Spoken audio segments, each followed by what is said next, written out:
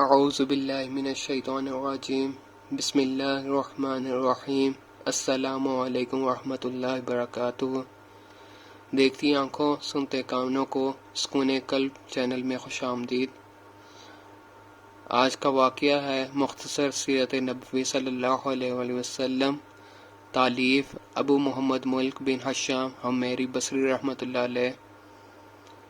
حضور صلی اللہ علیہ وسلم کی جس سال ولادت باسعادت ہوئی، اسی سال اصحاب فیل کا واقعہ بھی پیش آیا۔ ابرہہ شاہ یمن نے جو مذہباً عیسائی تھا، ایک چرچ بنوایا جس کا نام اقلیس تھا۔ فن تعمیر کے لحاظ سے یہ اپنے زمانے کی ایک بے نظیر عمارت تھی۔ پھر نجاشی شاہ حبش کو اس کی اطلاع دیتے ہوئے لکھا کہ میں اس وقت تک نہ رکوں گا جب تک عرب حاجیوں کا رخ خانہ کعبہ کی بجائے اس چرچ کی طرف نہ موڑ دوں۔ عربوں کو جب یہ بات معلوم ہوئی تو بڑا غصہ آیا، چنانچہ ایک عرب اس چرچ میں آیا، یہاں غلاظت کی اور بھاگ کر اپنے یہاں واپس آ پہنچا۔ ابرہہ کو جب اس اطلاع ملی تو وہ آگ بگولہ ہو گیا اور قسم کھائی کہ وہ خانہ کعبہ کو مدھم کر کے ہی دم لے گا۔ چنانچہ وہ مکہ کے لیے اپنی فوج اور عسکری تیاریوں کے ساتھ نکل پڑا اور سواری کے لیے ہاتھیوں سے کام لیا۔ عربوں کو اس کی اطلاع ملی تو گھبرا اٹھے، اس لیے کہ ابرہہ کا مقابلہ کوئی آسان بات نہ تھی۔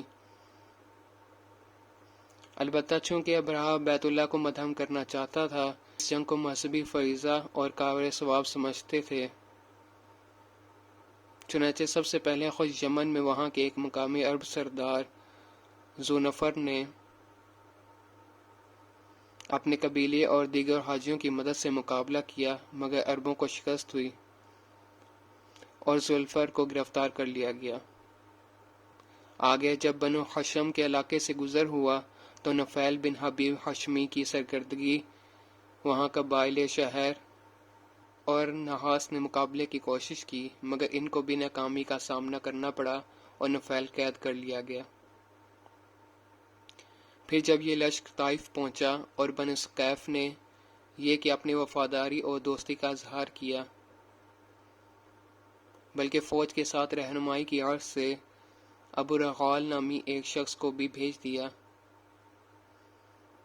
جس کا مخصم کے مقام پر راستے میں ہی انتقال ہو گیا۔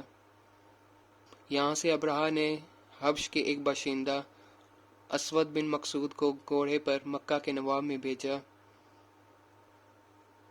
جو وہاں سے مکہ کے جانور اور دوسرے اسباب ہنکا کر لے آیا۔ اس میں عبد المطلب کے دو ساتھی تھے۔ اس واقعے کے بعد مکہ کے مختلف قبائل قریش، کنانہ، حذیل اور حرم میں موجود دوسرے لوگوں نے جنگ کرنا چاہی، مگر دشمن کی زبردست فوجی طاقت کے مقابلے کی ہمت نہ ہوئی اور سبھی نے خاموشی اختیار کی۔ ابرہہ نے اب حناطہ حمیری کو مکہ بھیجا کہ وہ سردار شہر سے کہے کہ ہمارا مقصد خانہ کعبہ کو مدھم کرنا ہے، تم سے جنگ کرنا نہیں، لہذا اگر تم ہمارے کام میں آور نہ بنو تو ہم تمہارے خون کے در پہ نہ ہوں گے۔ قاصد مکہ آیا اور سردار شہر کے بارے میں دریافت کیا۔ لوگوں نے حضرت عبد المطلب کا نام بتایا۔ اس نے عبد المطلب کو ابرہہ کا پیغام سنا دیا۔ حضرت عبد المطلب نے جواب دیا، خدا کی قسم، نہ ہمارا جنگ کا کوئی ارادہ ہے اور نہ اس کی طاقت ہی ہے۔ یہ کعبہ تو اللہ تعالیٰ اور اس کے خلیل حضرت ابراہیم علیہ السلام کا گھر ہے۔ اگر اللہ اس کی حفاظت کرے تو یہ اس کا گھر ہے، اور اگر اللہ تعالیٰ ابرہہ کو اس کی حرکت سے باز نہ رکھے تو ہمارے اندر تو مقابلے کی تاب نہیں۔ پھر حناطہ کی خواہش پر عبد المطلب بھی ان کے ساتھ آئے۔ یہاں آ کر ذی-نفر سے ملاقات کی اور دریافت کیا کہ ہم پر جو مصیبت آئی ہے اس میں تم کچھ کام آ سکتے ہو۔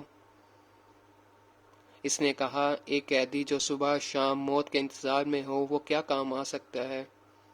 ہاں، ہاتھی بان میرا دوست ہے، میں اس کو بلاتا ہوں، تمہارا حق بتاتا ہوں اور خواہش کرتا ہوں کہ بادشاہ سے تمہاری ملاقات کے لیے اجازت چاہیے اور ممکن ہو تو سفارش بھی کرے۔ ہاتھی بان کا نام انیس تھا۔ चुनाचे जुल्फर की सिफारिश पर अनीस ने अबरहा से अब्दुल मुत्तलिब के लिए मुलाकात की इजाज़त चाही और इसने इजाज़त दे दी। अब्दुल मुत्तलिब खूबसूरत, बुलंद कामत और बावकार आदमी थे। अबरहा ने देखा तो बड़े इकराम से पेश आया। इसको ये बात अच्छी मालूम ना हुई कि खुद ऊपर बैठे और अब्दुल मुत्तलिब को नीचे बिठाए, और ये भी गवारा ना किया कि इसके लोग अब्दुल मुत्तलिब को इसके तख्त पर बैठा हुआ देखें। इसलिए वो खुद भी नीचे उतर गया और अब्दुल मुत्तलिब को भी नीचे बिठाया। फिर तर्जुमान की वसाअत से अब्दुल मुत्तलिब की ज़रूरत दरियाफ्त की। उन्होंने कहा, मेरी ज़रूरत सिर्फ इस कदर है कि मेरे 200 ऊँट जो पकड़ लाए गए हैं वो वापस दे दिए जाएं। अबरहा ने कहा, अपने 200 ऊँट के सिलसिले में यहाँ गुफ्तगू करने आए हो और तुम इस बारे में एक लफ्ज़ नहीं कहा कि मैं इस इमारत को ढाने आया हूँ। अब्दुल मुत्तलिब ने कहा, मैं ऊँट का मालिक हूँ और इस घर का मालिक खुदा है, वो खुद इसकी हिफाजत करेगा।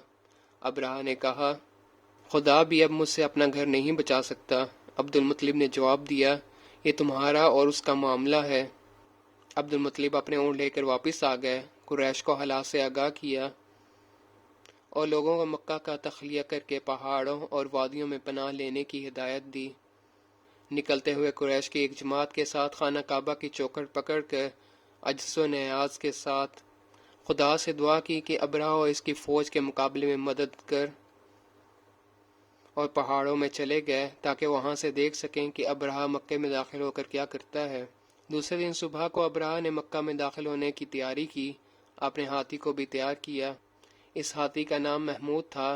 वो अज़्म मसमम लिए हुए था कि खाना काबा को मदहम करके यमन वापस होगा।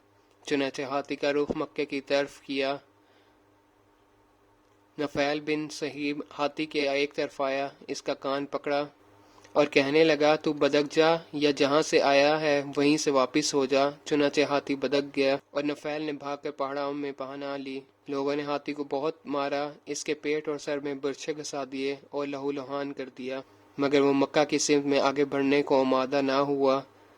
और इसके बरखिलाफ अगर इसको शाम या यमन की तरफ हंकाया जाता तो ठीक चलने लगता। चुनाचे अब अल्लाह ताला की जानिब से एक स्याह रंग का परिंदा झुंड की सूरत में आया। हर परिंदे के पास चने के दाने के बराबर 3 पत्थर थे, एक चोंच में और 2 पंजों में। ये संगरेजे जिनको भी लगते वो हलाक हो जाता। अबरहा इसी अजाब में मर गया और दूसरे लोग भी भागते हुए हलाक हो गए। अगर आपको ये वीडियो पसंद आई है तो इस चैनल को लाइक और सब्सक्राइब करें। शुक्रिया।